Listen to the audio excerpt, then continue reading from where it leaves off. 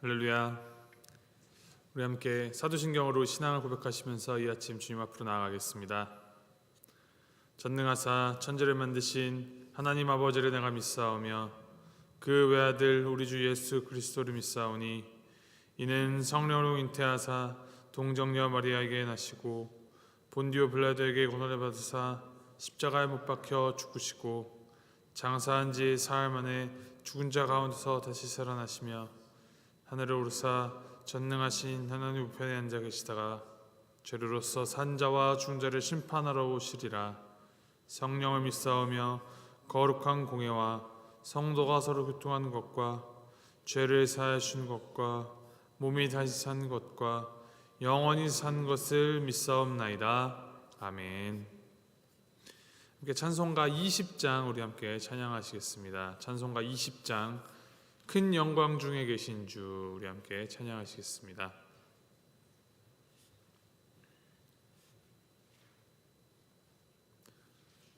찬송가 20장 큰 영광 중에 계신 주.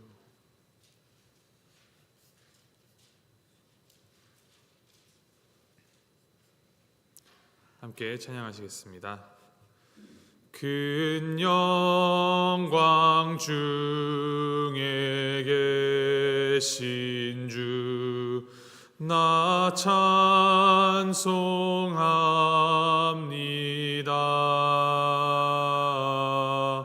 영원히 계신 주 이름 나 찬송합니다.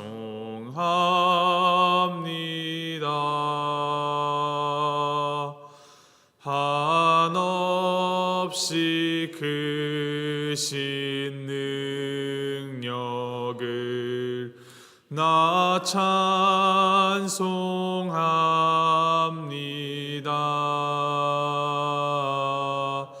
참되고 미쁜 그 언약 나 찬송합니다.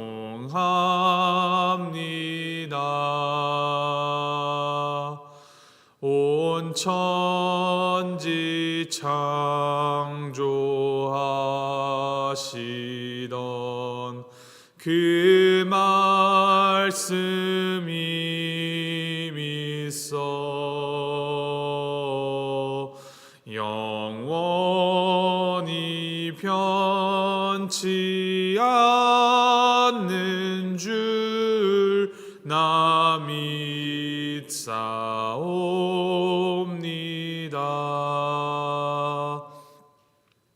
그 온유하신 주음성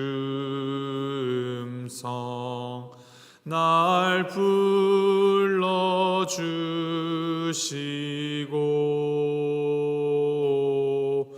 그 품에 품어 주시니 나 찬송합니다.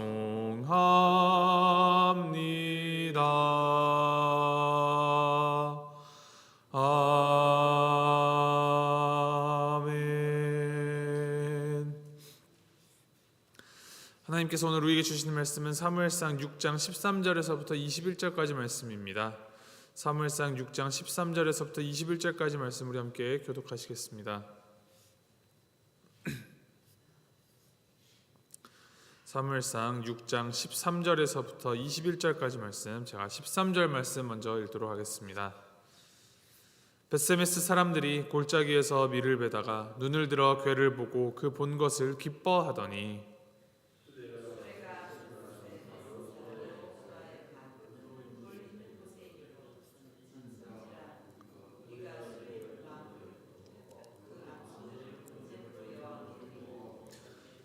레위인은 여호와의 궤와 그 궤와 함께 있는 금보물 담긴 상자를 내려다가 큰 돌 위에 두매 그날에 벳세메스 사람들이 여호와께 번제와 다른 제사를 드리니라.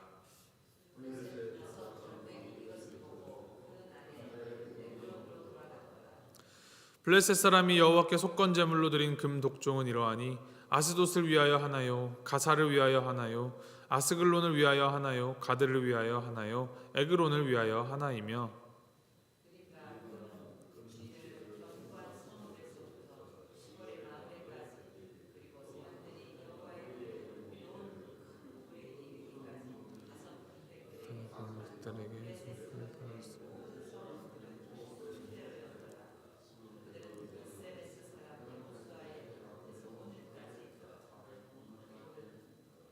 벳세메스 사람들이 여호와의 궤를 들여다본 까닭에 그들을 치사 5만 70명을 죽이신지라. 여호와께서 백성을 쳐서 크게 살육하셨으므로 백성이 슬피 울었더라.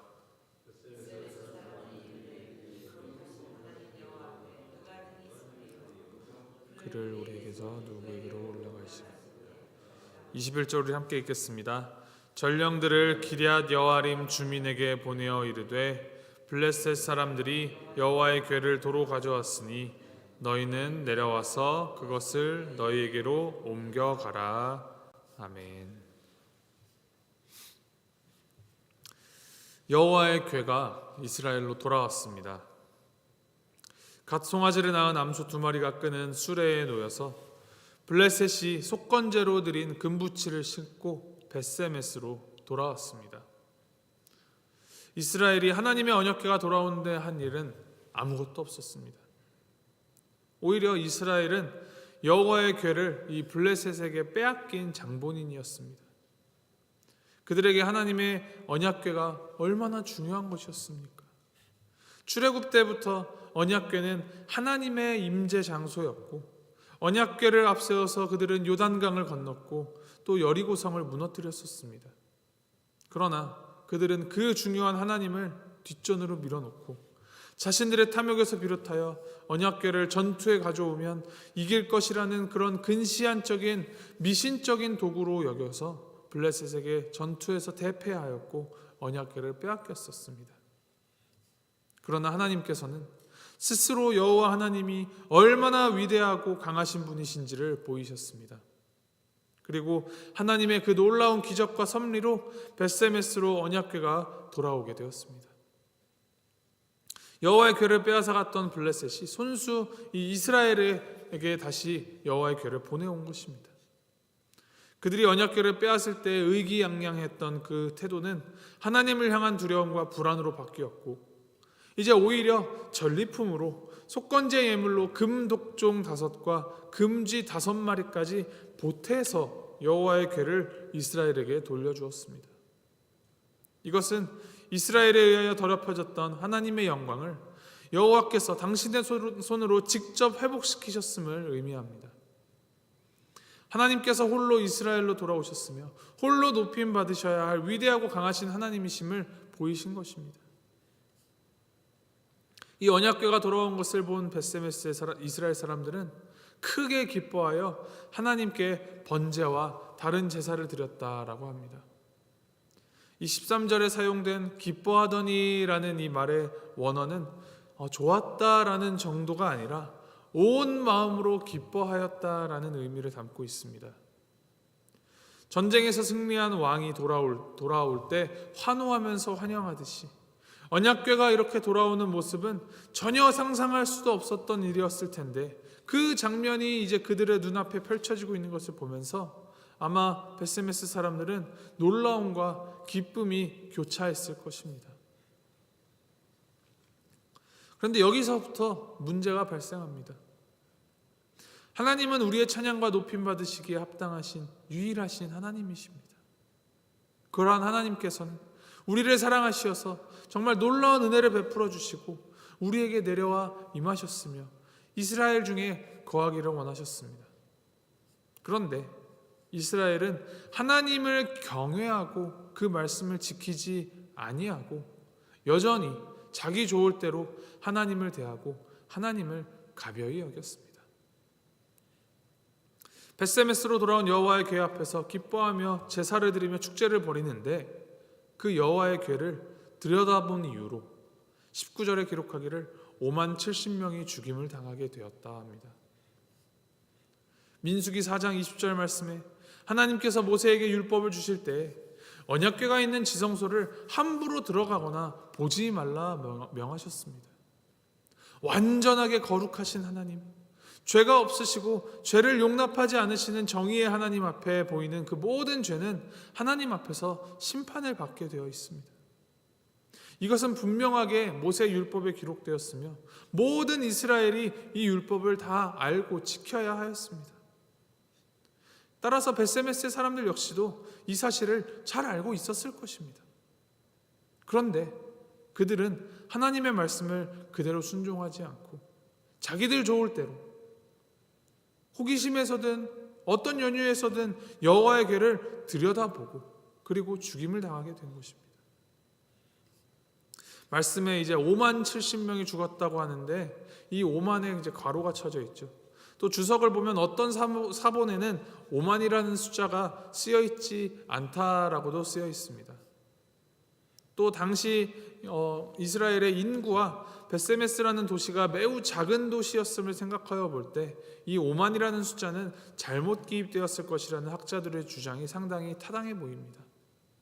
그러니까 5만 70명이 아니라 사실은 70명이 여호와의 궤를 들여다보고 죽임을 당했다라고 볼 수 있는 것이죠. 어떤 숫자가 맞는지에 대해서는 우리가 명확하게 알 수는 없으나 분명한 것은 이 언약궤를 들여다보는 것이 하나님의 진노를 임하게 하는 일이었다라는 것입니다. 여호와의 궤가 돌아왔을 때 벳세메스 사람들은 크게 기뻐하였고 기쁨으로 그날에 제사를 드리고 축제를 벌였습니다.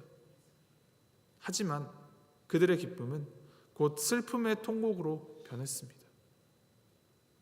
이 모든 것은 그들이 여호와 하나님을 진정으로 경외하지 않아서 하나님의 말씀에 무지하고 무심한 자기 마음대로의 신앙에서 비롯된 비극입니다. 하나님이 우리를 친구 삼아 주셨다라는 말을 거꾸로 취하여서 우리가 하나님을 친구 삼는 것, 그것은 크게 잘못된 신앙의 모습을 초래하게 됩니다.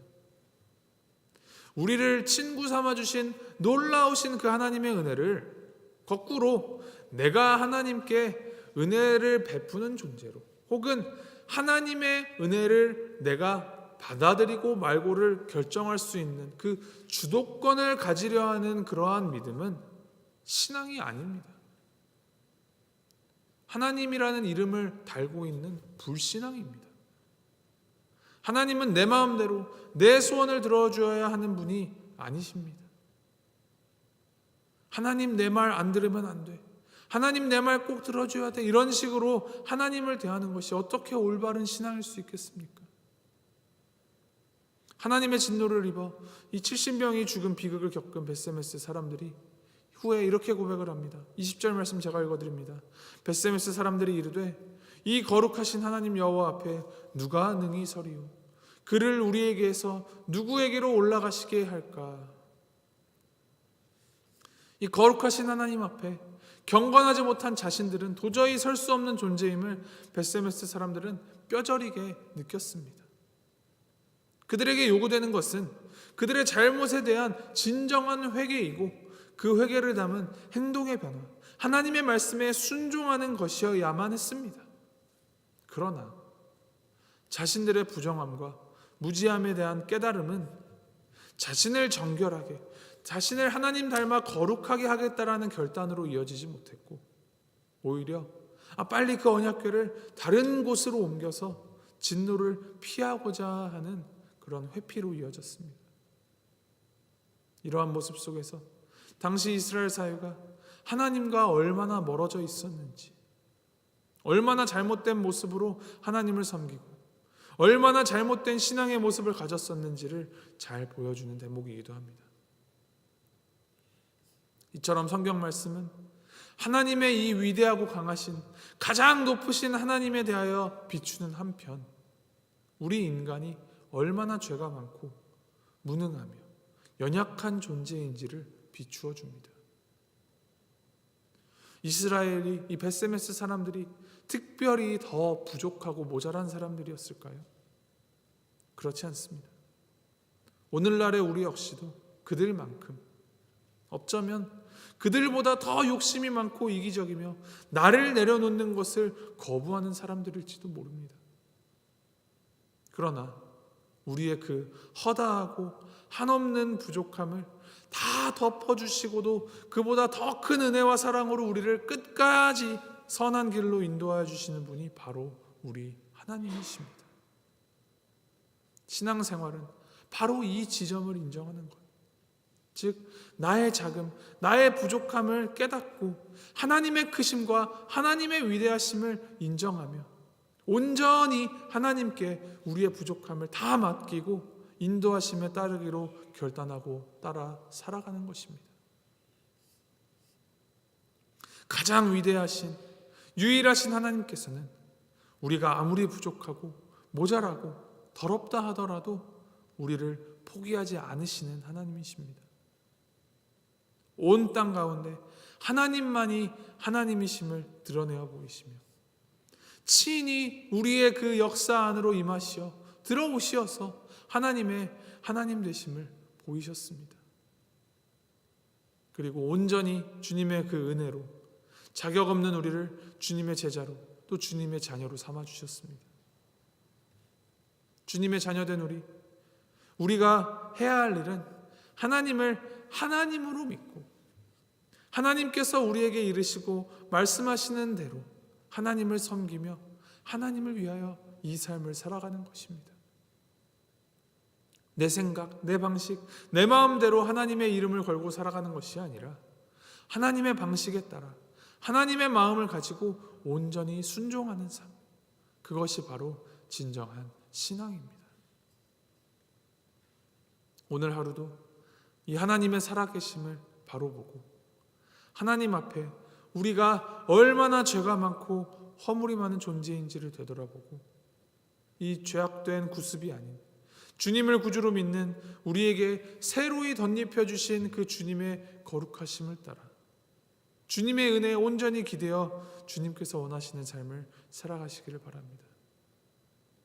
이 하나님의 통치하심을, 하나님의 주권을 온전히 믿고 내 앞에 주어진 이 삶 가운데에서 진정으로 주님의 길을 선택하며 주님의 이끄심 따라 살아가는 매 순간순간 주님과 동행하는 저와 여러분 모두가 되기를 주님의 이름으로 소망하고 축복합니다. 우리 함께 기도하시겠습니다.